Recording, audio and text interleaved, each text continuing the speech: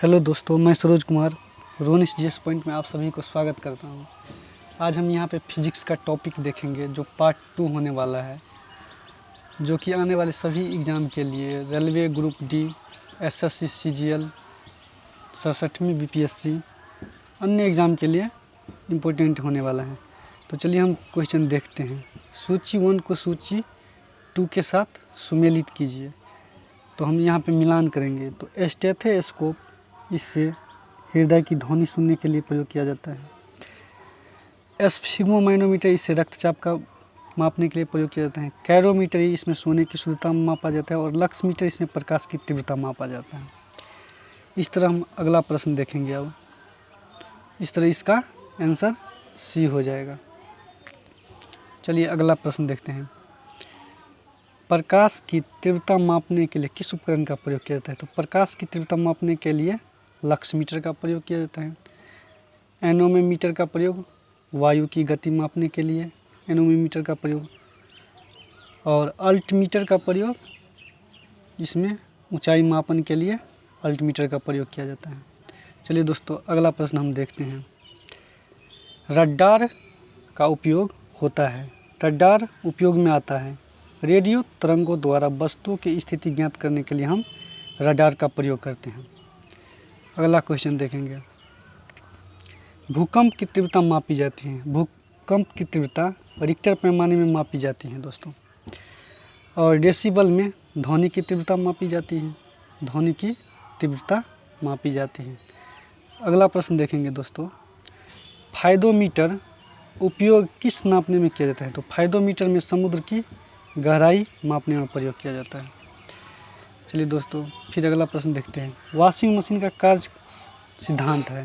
तो washing machine का कार्य सिद्धांत अपकेंद्र है दोस्तों, अपकेंद्रन। अगला प्रश्न देखेंगे।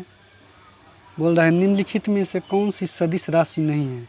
तो इसमें ये विस्थापन, वेग और बल, ये तीनों सदिश राशि है। और आयतन जो है यहाँ पे ये सदिश राशि नहीं है।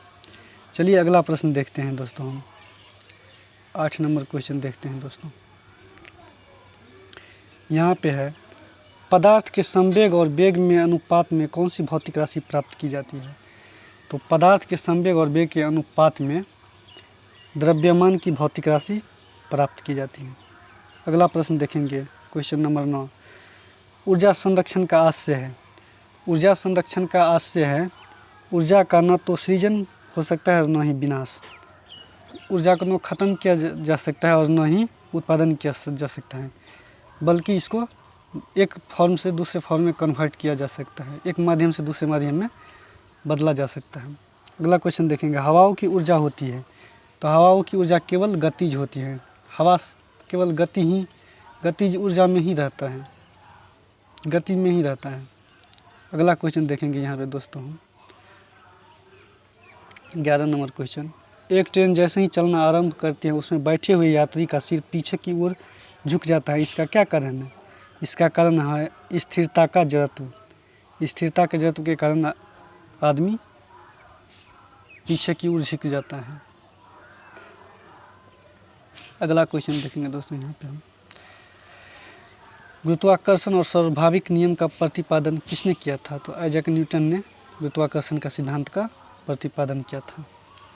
अगला प्रश्न देखेंगे दोस्तों। यहाँ पे हम जब वस्तु ऊपर से गिराई जाती है तो उसका भार होता है अपरिवर्तित। कोई भी वस्तु अगर ऊपर से गिराई जाती है तो उसके भार में कोई परिवर्तन नहीं होगा। 14 नंबर क्वेश्चन देखेंगे। हवा में लोहे और लकड़ी के समान भार की गेंद को समान ऊंचाई से गिराने पर अगर लोहे और लकड़ी की वस्तु को ऊंचाई से समान भार से गिराई जाते हैं, समान ऊंचाई से, तो इस स्थिति में लकड़ी की गेंद बाद में गिरेगी, पहले लोहे की गेंद गिरेगी। अगर निर्वात होता तो दोनों ही एक ही समय में गिरता। चलिए दोस्तों 15 नंबर क्वेश्चन देखते हैं। किसी पिंड का भार क्या होगा? तो ध्रुवों पे किसी पिंड का भार सर्वाधिक होगा। अगला प्रश्न देखेंगे 16 नंबर प्रश्न। मानव शरीर का भार होता है। मानव शरीर का भार ध्रुवों पर अधिकतम होता है। अगला प्रश्न देखेंगे। यहाँ पे भारहीनता होती है, भारहीनता होती है। गुरुत्वाकर्षण की शून्य स्थिति के कारण भारहीनता होती है। यहाँ पे गुरुत्वाकर्षण की शून्य स्थिति के कारण भारहीनता होती है। अगला प्रश्न 18 नंबर क्वेश्चन देखेंगे, फिर मिलान करने वाला है दोस्तों। तो चलिए हम देखते हैं इस ये क्वेश्चन। रेडियम की खोज मैडम क्यूरी ने की थी। पेंसिलिन का खोज अलेक्जेंडर फ्लेमी ने की थी। एक्सरे का W.A. रोंटगन ने किया था और चेचक का एडवर्ड जेनर ने किया था। तो इस तरह इसका आंसर ए हो जाएगा, 18 का आंसर ए। अगला प्रश्न देखते हैं दोस्तों। यहाँ पे हम पृथ्वी के चारों ओर परिक्रमा कर रहे कृत्रिम उपग्रह इसलिए पृथ्वी पर नीचे नहीं गिरता क्योंकि पृथ्वी का आकर्षण क्या होगा। तो इसका आंसर हो जाएगा दोस्तों, उसकी गति के लिए आवश्यक त्वरण प्रदान करता है। उसी की गति के लिए आवश्यक त्वरण प्रदान करता है। अगला क्वेश्चन, अब हम 20 नंबर क्वेश्चन देखेंगे दोस्तों। यहाँ पे सॉरी दोस्त, तो एक क्वेश्चन बच गया। यहाँ पे 20 नंबर क्वेश्चन देखेंगे। एक उपग्रह अपने कक्ष में निरंतर गति करता है। एक उपग्रह अपने कक्ष में निरंतर गति करता है। पृथ्वी द्वारा उपग्रह पर लगने वाले गुरुत्वाकर्षण बल के कारण एक उपग्रह अपने कक्ष में निरंतर गति करता है। 21 नंबर क्वेश्चन यहाँ पे देखेंगे। कृत्रिम उपग्रह पृथ्वी से सुस्पष्टता से ट्रैक किया जा सकता है। तो ये डॉपलर प्रभाव के द्वारा इसको सुस्पष्टता से ट्रैक किया जा सकता है। 22 नंबर क्वेश्चन देखेंगे दोस्तों। यहाँ पे किसी लिफ्ट में बैठे हुए व्यक्ति को अपना भार कब अधिक मालूम पड़ेगा। जब लिफ्ट त्वरित गति से ऊपर जाएगा तो लिफ्ट में अधिक भार महसूस होगा, और अगर त्वरित गति से नीचे आएगा तो अपना भार कम मालूम होगा। अगला प्रश्न 23 नंबर क्वेश्चन देखते हैं। लोलक का काल अवधि लंबाई पर निर्भर करती है। लोलक का काल अवधि लंबाई पर निर्भर करती है। 24 नंबर क्वेश्चन देखेंगे दोस्तों। लोलक गर्मियों में सुस्त हो जाते हैं क्योंकि लोलक की लंबाई बढ़ जाती है। Answer C. अगला लास्ट क्वेश्चन देखेंगे दोस्तों हम यहाँ पे। एक लड़की झूला पर बैठी स्थिति में झूला झूल रही है। उस लड़की को खड़े हो जाने पर परदोल आवर्त क्या होगा। तो यहाँ पे ये कम हो जाएगा, परदोल आवर्त कम हो जाएगा, क्योंकि अगर झूला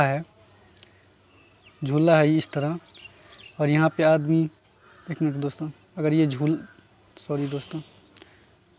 ये झूला है, ऐसे स्थिति झूला की होती है।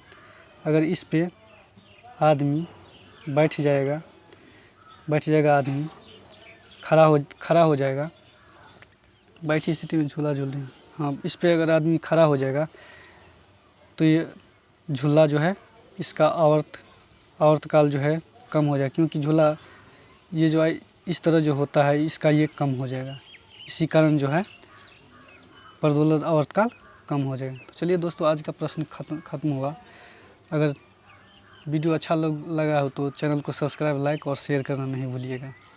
थैंक यू दोस्तों।